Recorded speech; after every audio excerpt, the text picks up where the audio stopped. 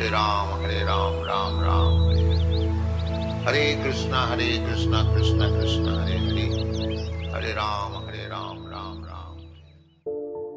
हम लोग संसार ताप से जल रहे हैं और अनेक प्रकार की अपवित्रता मन में आ गई।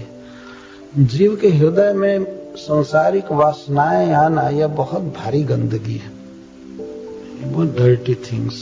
काम और लोभ, सांसारिक वस्तुओं की कामना और कामना की पूर्ति होने पर भी संतोष न होना, इसको लोभ कहते हैं। काम भर वस्तुएं हैं यथा, जैसे खाने के लिए, पहनने के लिए, रहने के लिए, लेकिन फिर भी मन में लोभ बसा हुआ है। ये लोभ है, गंदगी है। ये कैसे जाएगा, ये काम कैसे जाएगा? भगवान के कथाओं के श्रवण से जाएगा, कथाओं से जाएगा। तो तत्कथासु महत पुण्यम, उन कथाओं में महापुण्य भरा हुआ है, जीव को पवित्र कर देगा।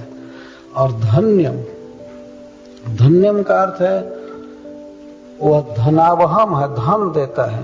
धन के दो अर्थ, एक तो प्राकृत धन, जैसे इस जगत में रुपया पैसा मिलना और स्वर्ग मिलना, बड़ा बड़ा पद मिलना, तथा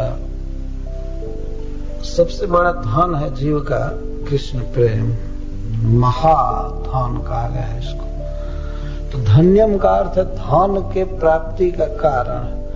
भगवान में प्रेम बढ़ाता है, भगवान की कथाओं में भगवान का प्रेम रखा हुआ है। प्रत्येक व्यक्ति चाहता है कि कृष्ण से हमारा प्रेम बढ़ जाए, प्रेम बढ़ जाए। तो महाराज परीक्षित कहते हैं तत्कथासु महत पुण्यम धन्यम, इसमें धन है। यदि कोई कृष्ण प्रेम चाहता है तो कथाओं में रचे पचे रहना चाहिए, धन्यम। और सांसारिक समृद्धि की भी यदि लालसा हो तो भगवान के कथाओं के श्रवण और कीर्तन से सांसारिक धन भी प्राप्त होता है, यह देखा गया। तो आजकल तो ऐसे विनोद की बात नहीं है, सत्य बात है कि भगवान की कथाओं को कह कह करके लाखों आदमी बहुत धनी हो रहे हैं, बढ़ रहा है केवल कथा कहने से। कई बड़े बड़े काम भारतवर्ष में हम सुनते हैं, यह काम करना है तो यहाँ कथा करवा दो, अमुक महात्मा का, अमुक कथाकार का। ये कार्य कराना है तो कथा रख दो, पैसा मिलेगा बहुत और हो जाएगा कार्य। हो जाता है, कई बार देखा गया। जो बहुत भारी भारी प्रयास करके उद्योग करके आदमी पैसा नहीं कमा पाता है, वो भगवान की कथाओं से कमा लेता है। यद्यपि यह फल नहीं है लेकिन वह भी है इसमें अपने आप। धन्यम, धन्यम का अर्थ धन प्रापकम, धन को प्राप्त कराने वाला। स्वस्त्ययनम, स्वस्ति का आयन है, मंगल देने वाला है। मंगल का अर्थ है कि हमारी वर्तमान में यात्रा ठीक चलेगी और हम अपने गंतव्य पर पहुंच जाएंगे, इसको मंगलम कहा गया। संस्कृत में मंगलम का अर्थ होता है गति।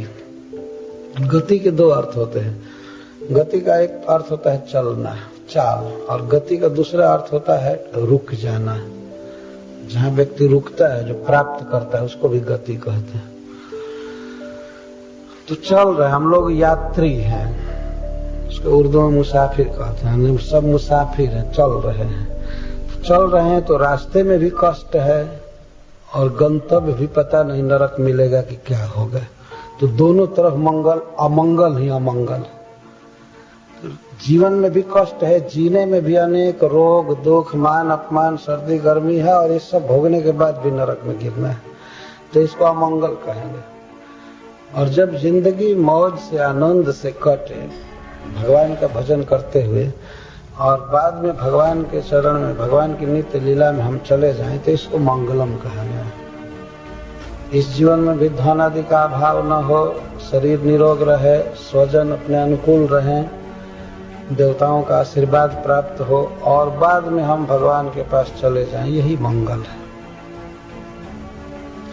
तो भगवान की कथाओं में मंगल रखा हुआ है, स्वस्थैन और शुभम।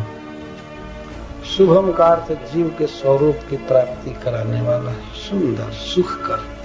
शुभम का अर्थ सुख देने वाला। भगवान की कथाओं में आनंद है, सुख है।